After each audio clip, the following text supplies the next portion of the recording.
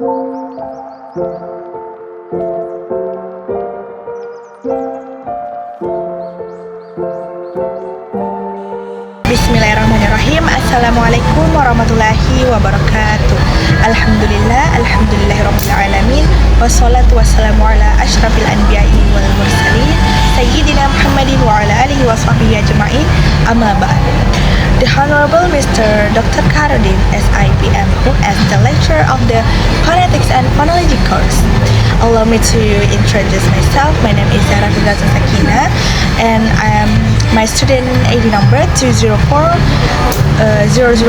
to 4002 from the English Education Department, Class A 2024. In this video, I would like to answer the question from assignment 3. To make the best use of time, I will process directly to the next video. Okay, so for the question number 1, what do the result of the research indicate regarding the Indonesian learners of English? The result of the research indicate that Indonesian learners of English often face difficulties in pronunciation due to the influence of their first language. 1.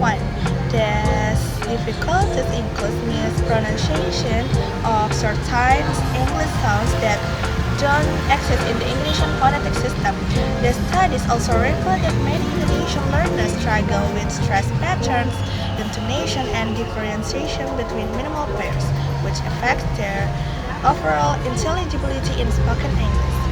Number 2, according to the research, the learners' unfamiliarity with the sounds turns into confusion to distinguish among the consonant and vowel sounds and inability to make the sound correctly. What are the main causal factors of the confusion? The main causal factors of the confusion include negative transfer from L1. Indonesian lacks certain English sounds such as and diphthongs, leading learners to substitute them with familiar sounds. Limited phonological awareness. Many learners are not taught how to recognize and produce English sounds accurately during early language education. Lack of exposure. Learners have limited opportunities to hear and practice English pronunciation in natural context. Orthographic influence. English spelling is not phonetic, which confuses learners who try to pronounce words based on their written form. And next, number 3. What does the research suggest the learners to help them creating a good foundation for good English pronunciation? Why? Research suggests that learners should be exposed to systematic phonetics training, including listening and pronunciation practice, focus on individual sound stress, rhythm, and intonation. They recommend using tools like phonetics transcription or IPA, minimal pair exercise, and listening to native speaker models. This foundation is essential because accurate pronunciation helps learners to be better understood and to develop better listening skills, which are critical for successful communication. Number 4. What does Townshend say regarding some effort that foreign learners need to do improve their English pronunciation and to minimize or even to avoid pronunciation errors? According to Townshend, foreign learners need to actively engage in practice such as listening to native speakers regularly, imitation correct pronunciation, using phonetic guides regarding and evaluating their own speech, receiving feedback from teachers or peers. These efforts help learners become more aware of their pronunciation uses and gradually improve their accuracy. Number 5. What does Phonology say about the major role of phonetic system in learning to pronounce and to read words?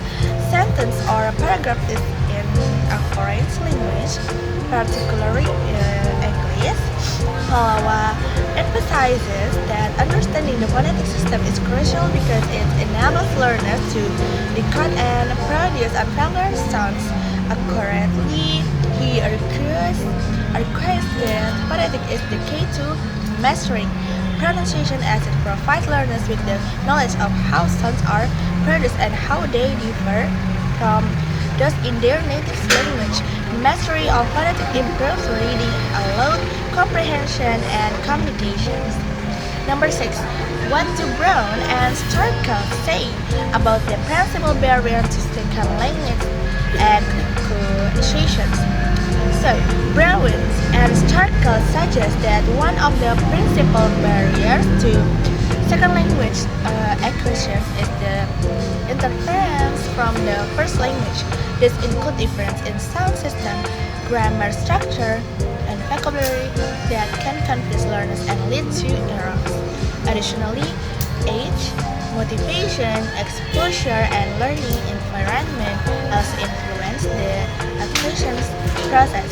The earlier and more immersive the learning the user it is to overcome these barriers. Number 7. What does Pallawa suggest to minimize the impact of the native language, especially in pronunciation?